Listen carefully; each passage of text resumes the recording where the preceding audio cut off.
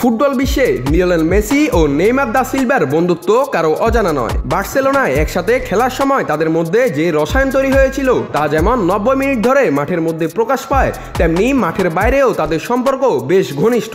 তবে এতদিন সবাই জানতো নেইমারই মেসির কাছ থেকে বেশি শিখেছেন, কিন্তু এবার জানা গেল উল্টো এক গল্প। ব্রাজিলিয়ান বন্ধুর কাছ থেকে পেনাল্টি নেওয়ার কৌশল শিখেছিলেন স্বয়ং মেসি। সম্প্রতি পটপাহ নামে এক পডকাস্টে নেইমার জানান মেসি তার কাছ থেকে শিখেছেন পেনাল্টি নেওয়ার কৌশল।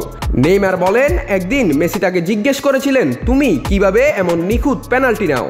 মেসির এমন প্রশ্নে নেইমার অবাক হয়ে যান এবং মেসিকে উত্তর দেন, তুমি কি পাগল? তুমি তো মেসি, যা আমি পারি তুমি তো সেটাও পারবে। নেইমার জানান মেসি সত্যি নেইমারের কাছ থেকে স্পট কিক নেওয়ার কৌশল জানতে চেয়েছিল।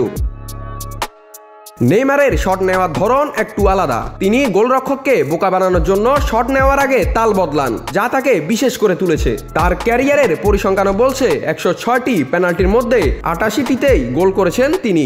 অন্যদিকে মেসি ক্যারিয়ারের 142টি পেনাল্টি নিয়ে 111টি গোল করেছেন, মিস করেছেন 31টি। 2016 সালের কোপা আমেরিকা ফাইনালে ট্রাইব্রেকারে তার সে মিস এখনো অনেকের মনে গেঁথে আছে। হয়তো সে পেনাল্টি মিসের ব্যথাটা গেঁথেছিল আর্জেন্টাইন মহাতারকার মনেও। তাই তো পেনাল্টি নেওয়ার কৌশল জানতে চেয়েছেন বন্ধু নেইমারের কাছ থেকে।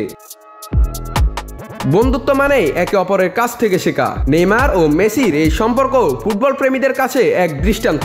আর এই গল্প বলে দেয় সর্বকালের সেরাদের মধ্যেও শেখার শেষ নেই। নাত রাহুল, নিউজ না স্পোর্টস।